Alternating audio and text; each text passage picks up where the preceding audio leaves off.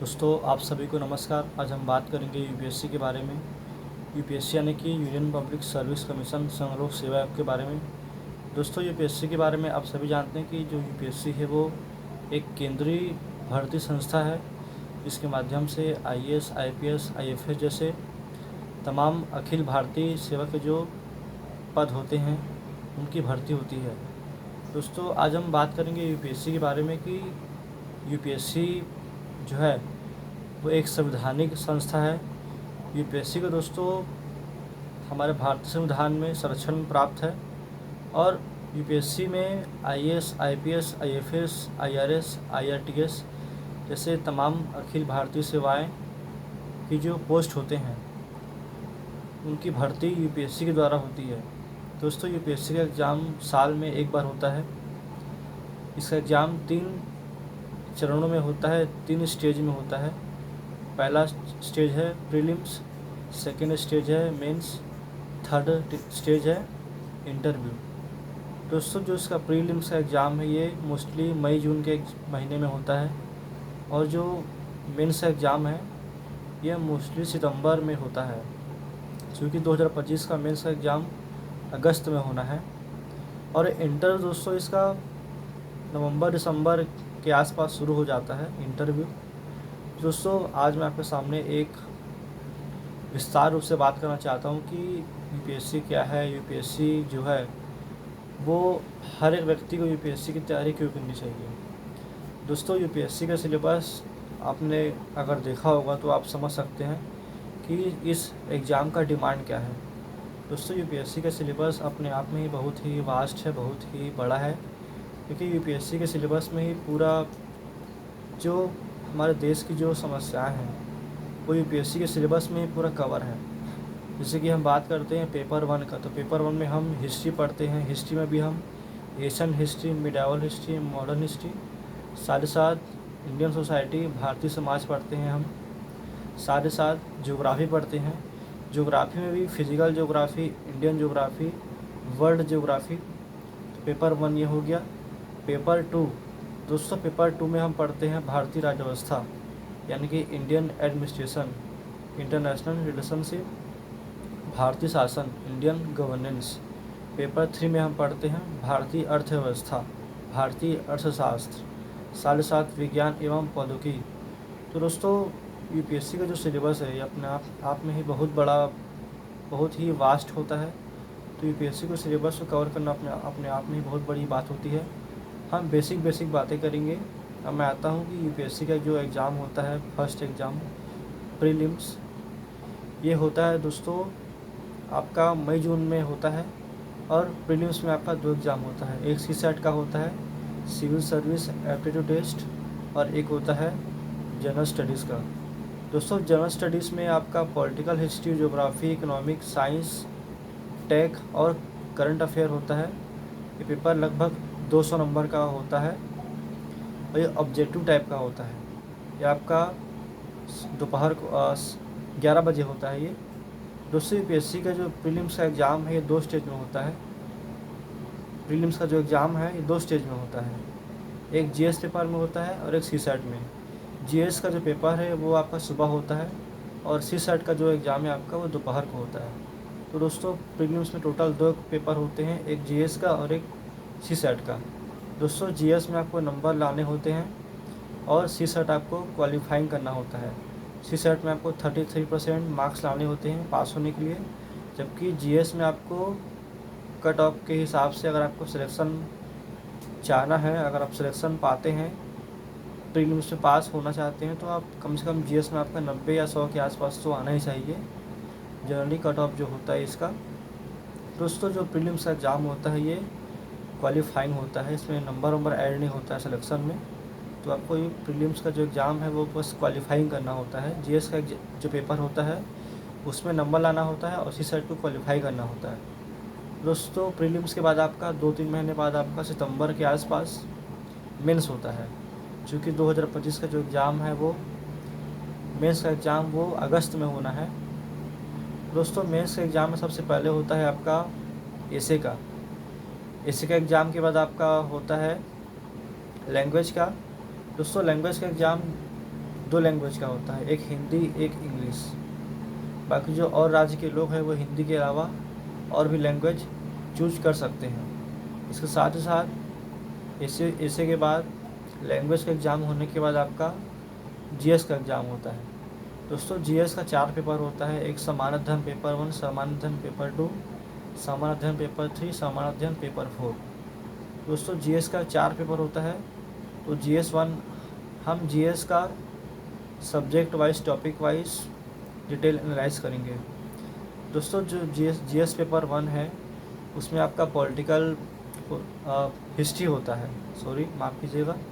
GS paper 1 में आपको history पढ़ना होता है। हिस्ट्री में भी आपका Asian history, medieval history, modern history. इसके बाद आपको पढ़ना होता है इंडियन सोसाइटी, भारतीय समाज के बारे में आपको पढ़ना होता है। जीएस पेपर 1 में ही आपको हिस्ट्री के साथ साथ इंडियन सोसाइटी के साथ साथ आपको ज्योग्राफी भी पढ़ना होता है। दोस्तों ज्योग्राफी में आपको फिजिकल ज्योग्राफी साथ ही साथ जो इंडियन ज्योग्राफी है वो पढ़ना होता है। अब हम आते हैं जीएस पेपर 2 में। अब दोस्तों जीएस पेपर 1 में आपको हिस्ट्री, ज्योग्राफी, इंडियन सोसाइटी पढ़ना होता है। अब जीएस पेपर 2 में हमको पढ़ना होता है राज्य व्यवस्था, यानी कि भारत की राज्य व्यवस्था, इंडियन पॉलिटी, साथ ही साथ जो भारत की जो शासन व्यवस्था है, इंडियन गवर्नेंस, साथ ही साथ जो अंतर्राष्ट्रीय संबंध है, आईआर, इंटरनेशनल रिलेशनशिप। दोस्तों पेपर 2 का टॉपिक है। पेपर 2 में आपको भारतीय राज्य व्यवस्था और इंडियन गवर्नेंस, भारतीय शासन व्यवस्था और अंतर्राष्ट्रीय संबंध जैसे टॉपिक पढ़ने होते हैं। पेपर 3 में आपको भारतीय अर्थव्यवस्था, विज्ञान प्रौद्योगिकी, आंतरिक सुरक्षा यानी कि इंटरनल सिक्योरिटी, भारतीय आपदा प्रबंधन और पर्यावरण एवं सुरक्षा जैसे टॉपिक को पढ़ने होते हैं। अब हम बात करते हैं पेपर 4। दोस्तों पेपर 4 जो होता है वो अपने आप में बहुत ही लेंदी होता है, क्योंकि पेपर जो 4 होता है वो उतना कठिन नहीं होता है। वो एक व्यक्ति के जो एक सामान्य जीवन होते हैं उसी पर आधारित होता है कि एक क्वेश्चन बेस होता है कि मान लीजिए अगर आप कल अधिकारी हैं तो अगर कुछ हो जाता है तो आप क्या करेंगे। जैसे कि दंगा हो जाता है और एक जगह पर आगजनी हो जाती है तो आप दंगे वाले स्थान में जाएंगे कि आगजनी वाले स्थान में जाएंगे, यानी कि इथिक्स बेस क्वेश्चन होते हैं। नीति शास्त्र जो होता है टॉपिक, नीति शास्त्र, सत्यनिष्ठा, अभिरुचि जैसे टॉपिक होते हैं। दोस्तों पेपर 4 जो है वो इथिक्स का पेपर होता है। पेपर 4 में आपको पढ़ना होता है नीति शास्त्र, सत्यनिष्ठा, मानव संबंध। तो पेपर 4 हो गया। अब दोस्तों ऑप्शनल जो होता है, ऑप्शनल दोस्तों यूपीएससी के मेंस के एग्ज़ाम में आपका ऑप्शनल भी पेपर होता है, वैकल्पिक का पेपर भी होता है, वैकल्पिक एग्ज़ाम। वैकल्पिक एग्ज़ाम भी आपका 250 नंबर का होता है, 2 पेपर। और वैकल्पिक पेपर में भी आपको चूज करना होता है, ऑप्शन आपके पास दिया होता है कि आप ऑप्शनल सब्जेक्ट में क्या लेते हैं। दोस्तों टोटल हम देखें कि यूपीएससी का जो एग्ज़ाम है इतनी स्टेज में होता है। मैंने बताया कि प्री मेंस, इंटरव्यू। अब प्री में आपका 2 पेपर होता है। उसमें पहला पेपर जो होता है जीएस, उसका नंबर जुड़ता है पास होने के लिए, क्वालिफाइंग करने के लिए। अब दूसरी साइड है वो बस क्वालिफाई करना होता है, 33% लाना होता है। आपका जो मेंस का एग्ज़ाम है इसमें पहला होता है निबंध का, उसके बाद होता है आपका लैंग्वेज का। फिर आपका 4 पेपर जीएस का होता है 250 नंबर का, 1000 का ये हो गया। और आपका 250 नंबर का होता है ऐसे का। और आपका 300 का होता है लैंग्वेज का। तो कंफर्म नहीं हूँ, मुझे यही लग रहा है। और आपका ऑप्शनल का एग्ज़ाम होता है 250 नंबर का।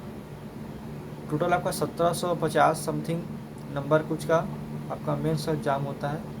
इसके बाद आपका 275 to 75 नंबर का आपका मेंस आपका इंटरव्यू होता है। 275 नंबर का आपका इंटरव्यू होता है।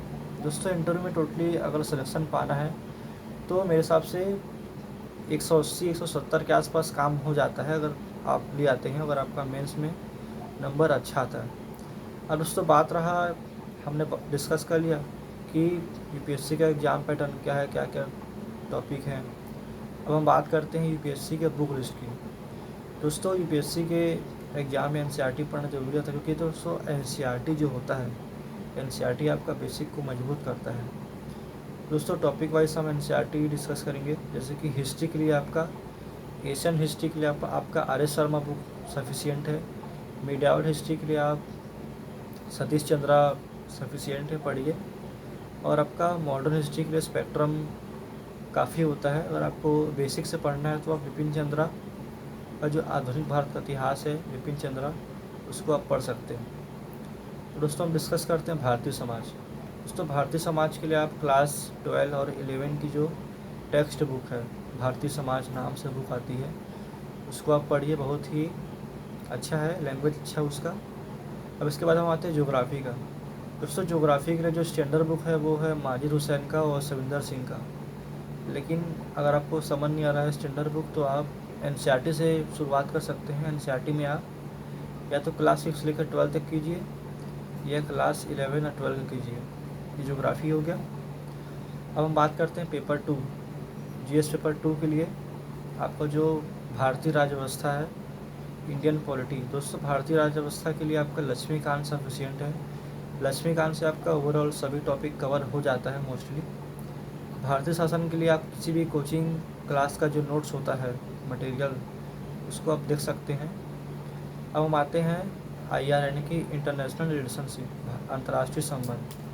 दोस्तों आईआर के लिए आप किसी भी कोचिंग का नोट्स देख सकते हैं। किसी कोचिंग का नाम नहीं लूँगा कॉपीराइट की वजह से। तो आप किसी भी कोचिंग क्लास का नोट्स देख सकते हैं, जो मार्केट में जितने भी कोचिंग अवेलेबल हैं, जो हिंदी मीडियम के लिए या इंग्लिश मीडियम के लिए जो कंटेंट अच्छा प्रोवाइड कराते हैं। अब हम बात करते हैं पेपर 3। दोस्तों पेपर 3 का जो टॉपिक है भारतीय अर्थव्यवस्था यानी कि इंडियन इकोनॉमी। ये बहुत ही अपने आप में चैलेंजिंग टॉपिक हो जाता है। तो दोस्तों जो भारतीय अर्थव्यवस्था है वो हिंदी मीडियम के छात्र जो हैं उनके लिए बहुत ही कम कंटेंट उपलब्ध हो पाता है भारतीय अर्थव्यवस्था में। दोस्तों जो मुनाल सर की जो इकोनॉमी है उसको आप देख सकते हैं अगर आपको समझ आ रहा है हिंदी मीडियम वाले।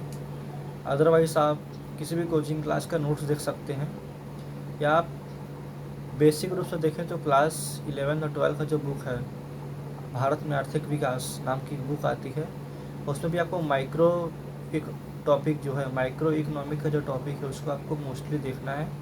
ये भारतीय अर्थव्यवस्था का बात हो गया। अब हम बात करते हैं विज्ञान एवं प्रौद्योगिकी। दोस्तों साइंस एंड टेक के लिए आप क्लास 11 और 12 का जो बुक है उसको आप देख सकते हैं। साथ ही आप क्लास 12 का जो बुक है बायो, क्लास 12 का बायो का जो लास्ट 4 चैप्टर है उसको आप देख सकते हैं साइंस एंड टेक के लिए। और जैव विज्ञान के लिए भी वो काफ़ी है। बाकी साइंस एंड टेक के लिए आप किसी भी कोचिंग क्लास का नोट्स ज़्यादा आपको सफिशिएंट पड़ेगा। अगर आप बेसिक पढ़ना चाहते हैं तो आप एनसीईआरटी क्लास 11 और 12 कर सकते हैं। अब दोस्तों बात है कि भारतीय आपदा प्रबंधन। दोस्तों आपदा प्रबंधन नाम का भी एक टॉपिक है पेपर 3 में। भारतीय आपदा एवं प्रबंधन के लिए आप किसी भी कोचिंग क्लास का नोट्स देख सकते हैं, या बेसिक पढ़ना चाहते हैं तो आप ज्योग्राफी क्लास 8 या 9 का जो बुक है, या कोई भी ज्योग्राफी क्लास जो आप बुक पढ़ रहे हैं ज्योग्राफी का, उसमें भारतीय आपदा प्रबंधन का जो टॉपिक है वो दिया होता है। लेकिन आप किसी भी कोचिंग क्लास नोट्स के थ्रू भारतीय आपदा प्रबंधन वाले टॉपिक को आप कवर कर सकते हैं। और दोस्तों हम आते हैं कि इंटरनल सिक्योरिटी यानी कि आंतरिक सुरक्षा। दोस्तों आंतरिक सुरक्षा का जो टॉपिक है पेपर 3 का टॉपिक है। दोस्तों इंटरनल सिक्योरिटी के लिए आप किसी भी कोचिंग क्लास का नोट देख सकते हैं, विजन आईएएस, दृष्टि आईएएस, ओनली आईएएस, किसी भी कोचिंग क्लास का आप नोट्स देखिए, बहुत ही बेहतर रहता है इनका नोट्स, क्लास नोट्स। साथ ही साथ करंट अफेयर पढ़ते रहिए। अब हम आते हैं पेपर 4 एथिक्स। दोस्तों एथिक्स का जो टॉपिक है वो इंग्लिश मीडियम वालों के लेक्सिकन का बुक सफिशिएंट है। हिंदी मीडियम वाले किसी भी कोचिंग क्लास का नोट्स देख सकते हैं, सफिशिएंट होता है। अब दोस्तों हम आते हैं ऑप्शनल। जैसे कि दोस्तों मेरा ऑप्शनल है PSIR यानी कि political science and international relationship. दोस्तों मेरा जो ऑप्शनल है PSIR, इसके लिए मैंने राजेश मिश्रा सर का जो नोट्स है उसको प्रिफेयर किया है, जो कि बहुत ही बेहतर है। उसका जो कंटेंट है लैंग्वेज में समझ आ रहा है। दोस्तों ये रहा आपका बुक। अब हम बात करते हैं करंट अफेयर की। दोस्तों यूपीएससी के एग्ज़ाम में करंट अफेयर का एक इम्पॉर्टेंट रोल रहता है, क्योंकि दोस्तों जो हम बुक पढ़ते हैं वो स्टैंडर्ड लेवल का होता है, लेकिन करंट अफेयर के थ्रू हम उस स्टैंडर्ड लेवल की जो क्वालिटी होता है, इंफॉर्मेशन होता है, उसको हम करंट अफेयर के थ्रू अपडेट करते हैं। दोस्तों, करंट अफेयर के लिए अगर आप हिंदी मीडियम से आते हैं तो आप दैनिक जागरण या जनसत्ता का जो संपादकीय आता है उसको आप पढ़िए। मेरी मानिए, दैनिक जागरण जो होता है राष्ट्रीय संस्करण, उसका आप संपादकीय पढ़ें और सिलेबस के हिसाब से ही पढ़ें, कुछ भी ना पढ़ें कि दुनिया में क्या हो रहा है क्या नहीं हो रहा है। आप सिलेबस दोस्तों यूपीएससी का हमेशा देखते रहिए और यूपीएससी के सिलेबस के हिसाब से ही आप पढ़ाई कीजिए, इधर उधर ना जाइए। दोस्तों, यूपीएससी का सिलेबस आप देखते रहिए, क्योंकि यूपीएससी का सिलेबस आपके लिए एक गाइडेंस की तरह है, एक रोड मैप की तरह है। दोस्तों, करंट अफेयर आप यूपीएससी के सिलेबस के हिसाब से देखिए, जो एग्ज़ाम की डिमांड है उसी के हिसाब से आप करंट अफेयर अपना तैयार कीजिए, या किसी भी कोचिंग क्लास का आप मैगजीन देख सकते हैं, मैं नाम ही लूँगा कोचिंग का, आप समझ सकते हैं। दोस्तों, करंट अफेयर के लिए मैं दो ही चीज़ कहूँगा कि आप या तो दैनिक जागरण पढ़िए या जनसत्ता पढ़िए अगर आप न्यूज़पेपर पढ़ना चाहते हैं तो। और जो इंग्लिश मीडियम के जो स्टूडेंट हैं, वो मेरा मानना है कि जो द हिंदू का जो होता है दोस्तों एडिटोरियल संपादकीय बहुत ही बढ़िया होता है, और जो इंडियन एक्सप्रेस का जो संपादकीय होता है वो इंडियन इकोनॉमी और साइंस एंड टेक के लिए बहुत ही अच्छा रहता है संपादकीय उसका, इंडियन एक्सप्रेस का। दोस्तों, ये हो गया करंट अफेयर कि करंट अफेयर कैसे करें। अब दोस्तों, जो योजना कुल क्षेत्र है, जैसे कि बहुत से स्टूडेंट ऐसे हैं जो बोलते हैं कि जो योजना कुल क्षेत्र वो ठीक नहीं है, उसमें आउट ऑफ लैंग्वेज होता है, आउट ऑफ सिलेबस की बातें होती हैं उसमें। दोस्तों, जो कुरुक्षेत्र है वो ग्रामीण विकास पर बल देता है। कुरुक्षेत्र का जो टॉपिक है टोटली रूरल डेवलपमेंट पर बात करते हैं, और जो योजना है वो नए नए जो इनोवेशन है उस पर बात करते हैं। तो दोस्तों, योजना कुरुक्षेत्र मेरे हिसाब से हर एस्पायरेंट को पढ़ना चाहिए, क्योंकि योजना कुरुक्षेत्र का जो लैंग्वेज है वो आपके हिंदी भाषा में पकड़ बनाता है। तो योजना कुरुक्षेत्र का जो मैगजीन है उसको आप सफिशिएंट फॉलो कीजिए। साथ ही साथ अपने क्लास में, अपने स्टडी रूम में एक स्टूडेंट एटलस रखिए, कि दोस्तों ज्योग्राफी के स्टूडेंट होने के नाते, यूपीएससी के एस्पायरेंट होने के नाते हमको मैपिंग भी करना होता है। तो अपने आप क्लास में, अपने रूम में आप एक स्टूडेंट एटलस भी रखिए। साथ ही साथ बिना किसी डिस्ट्रैक्ट हुए पढ़ाई कीजिए। दोस्तों, बहुत से छात्र आज ऐसे हैं जो यूट्यूब से, इंस्टाग्राम से, फेसबुक से, ट्विटर से लगे रहते हैं दिनों दिनों। दोस्तों, जो इंस्टाग्राम होता है, जो फेसबुक होता है, ट्विटर होता है, व्हाट्सअप होता है, ये सब चीज़ का हमारी लाइफ में इम्पोर्टेंट है, लेकिन इसको आप अपने हिसाब से यूज कीजिए, ना कि आप ऐसा ना हो कि इंस्टाग्राम आपको अपने हिसाब से चला रहा है। दोस्तों, सोशल मीडिया जो है हमारी लाइफ में बहुत ही इम्पोर्टेंट है, लेकिन सोशल मीडिया से जितना दूरी बना कर रहेंगे आप उतना बेहतर रहेगा। दोस्तों, यूट्यूब भी अगर आप फॉलो करते हैं तो प्रोडक्टिविटी कंटेंट को ही फॉलो कीजिए, क्योंकि यूट्यूब में भी आजकल सर्च करने पर कुछ भी आ जाता है कि how to prepare UPSC exam. अगर आप ये वर्ड टाइप करते हैं तो एक से एक बढ़कर एक से एक वीडियो आ जाते हैं। दोस्तों, आप सोशल मीडिया का यूज कीजिए, लेकिन एक लिमिटेशन में, और आप प्रोडक्टिविटी को आगे बढ़ाइए अपने लाइफ में। दोस्तों, आप अगर सोशल मीडिया का यूज करते हैं या किसी भी बुक को पढ़ते हैं तो उसमें प्रोडक्टिविटी दिखना चाहिए, क्योंकि बिना प्रोडक्टिविटी के आप एग्ज़ाम नहीं निकाल पाएंगे। क्योंकि दोस्तों, आपके स्टडी कंटेंट में, आपके पढ़ाई में प्रोडक्टिविटी हमेशा रहना चाहिए, क्योंकि बिना प्रोडक्टिविटी के आप कुछ कर नहीं पाएंगे। दोस्तों, मैं इतना ही कहूँगा। उम्मीद करता हूँ आप सभी को आज का जो लेक्चर है बहुत अच्छा लगा होगा। दोस्तों, बहुत दिनों से मैं प्लान कर रहा था कि मैं वीडियो बनाऊँ इस पर, लेकिन मुझे टाइम नहीं मिल पा रहा था, लेकिन आज मुझे समय मिला है तो सोचा मैं आज वीडियो बना लेता हूँ। दोस्तों, अब मेरा जो वीडियो है वो आते रहेगा, हफ्ते में कंटिन्यू तो नहीं कर पाऊँगा, क्योंकि मेरे भी दोस्तों एस्पायरेंट हूँ, अभी तैयारी कर रहा हूँ यूपीएससी की। तो दोस्तों, मेरा जो वीडियो है वो डेली नहीं आ पाएगा, मैं कोशिश करूँगा कि हफ्ते में 1-2 बार आते रहे। दोस्तों इसी तरह आप बने रहिएगा मेरे साथ चैनल में।